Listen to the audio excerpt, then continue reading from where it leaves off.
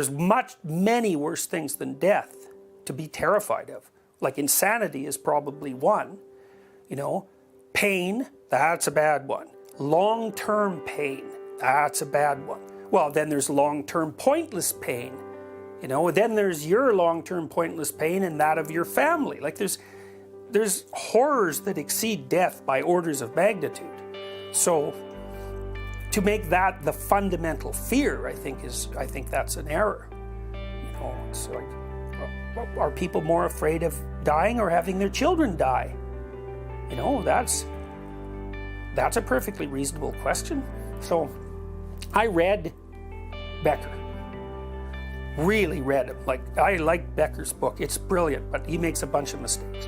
For one of the things he does, for example, is right in the intro he says, it's a book that's trying to bring about the psychoanalytic closure of the study of religion. So it's neo-Freudian, smartly neo-Freudian. And he wants to explain religion pretty much completely within the psychoanalytic framework. He does a great job. But in the intro he says, well, you might wonder why in a book that's devoted to the last word in psychoanalytic thinking about religion, I never mention Jung. So then he says a bunch of things about Jung. One of them is, I could never understand a single thing he was talking about when he wrote all his works on alchemy. It's like, oh well, that's a problem, because that's where all the information that your book lacks is. All of it. You missed it. It's like, yeah, you're thinking about the hero myth, for example, as a delusion. And, you know, as a hero project, and as something that's only there to stave off the fear of death. It's like, well, you got a good way into the depths, and way farther than most people get, but you missed the next 300 stories. So, and that's too bad. So, you know, and it's funny because I've also read the social psychology, a fair bit of it, that is associated with terror management. And most of the problem with it is it hasn't moved Becker 1 inch. It's like, yeah, that's what Becker said, so we're proving it. Well, no, not really, because the demonstrations are amenable to multiple interpretations. But Becker, he covered it. I mean, it's a brilliant book, but it's wrong. So, right. So on that note, this argument is wrong in what way for people that may not have read Becker, they're not fully aware of terror management theory. Well, because he thinks of everything that we do to contend with mortality as a ruse, you know, and I don't think that's right. Because I don't think that it's necessary to be terrified of death.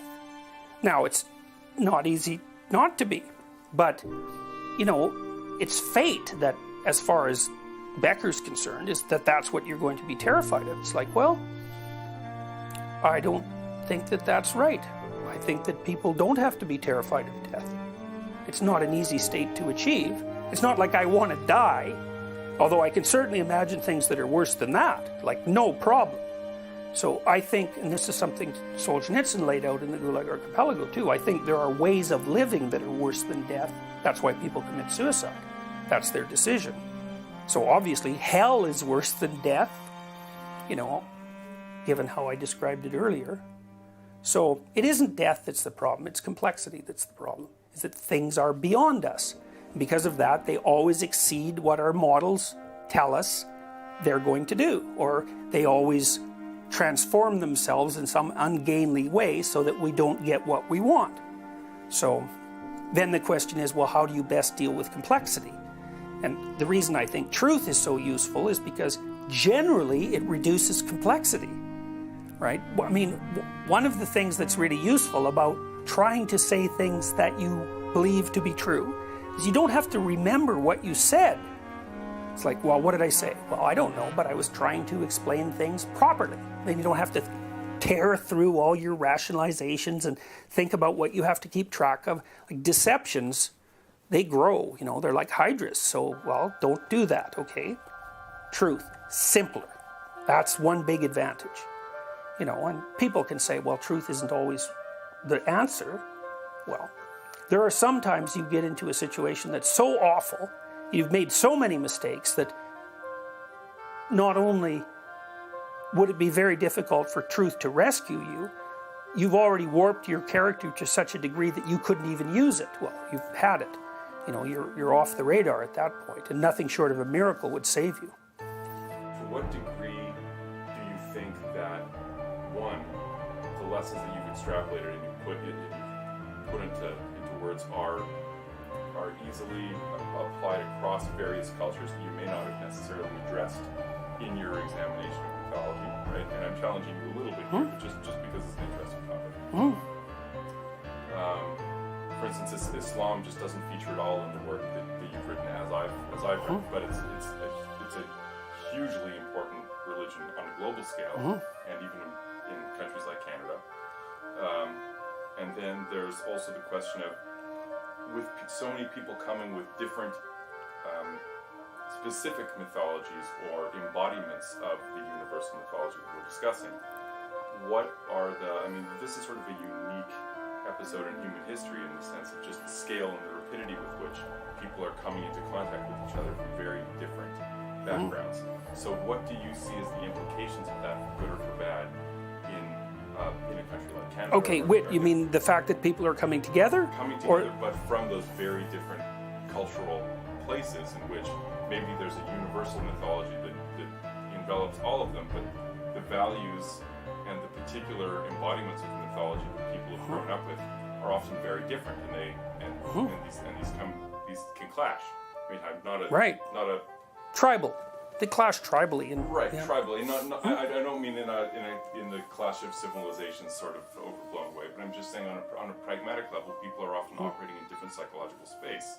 Yeah, well, to some degree, the issue there is whether or not you can negotiate, right? Because a society, a multicultural society, in many ways is dependent on negotiation. And here's another sort of axiom. It's like tyranny, slavery, and negotiation. Those are your options. You want to be a tyrant?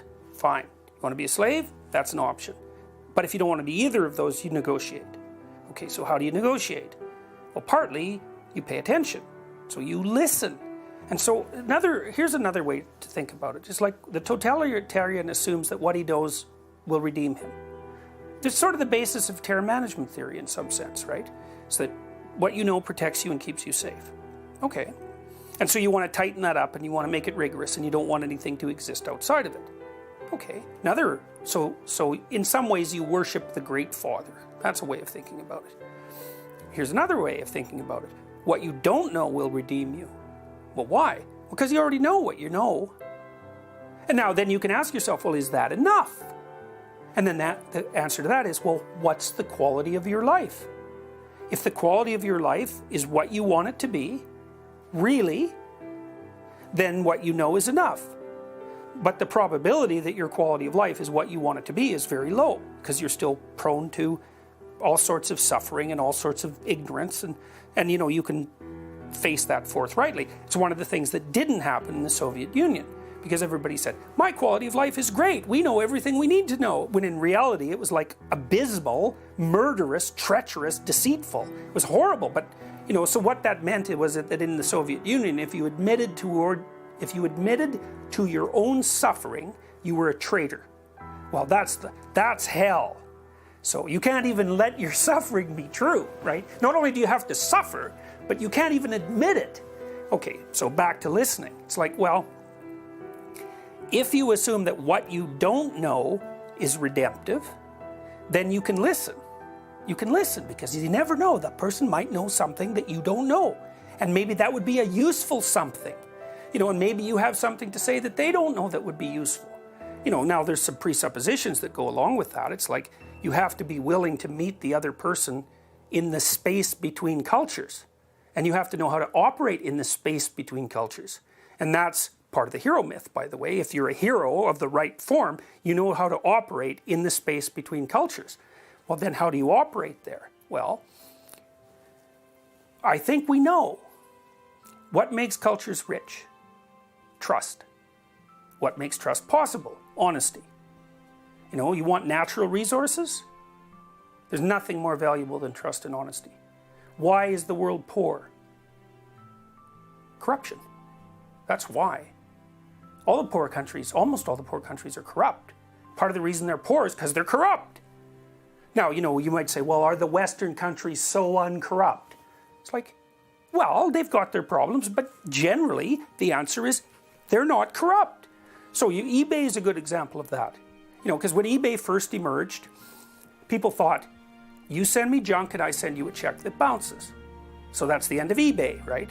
So these third party, I can't remember what they're called, agents set themselves up so that you could pay them a fraction of the price, and they would get the check and the product, validate them, and ship them off.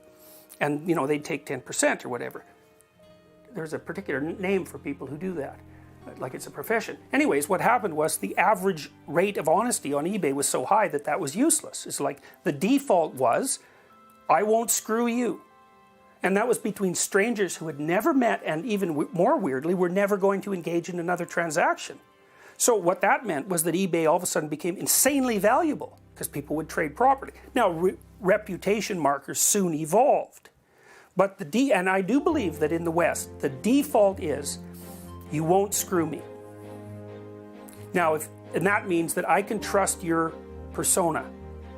If the default is, you will screw me, then I'm a barrel of snakes and you're a barrel of snakes, and we will never get anywhere. Exactly, but this is, I mean,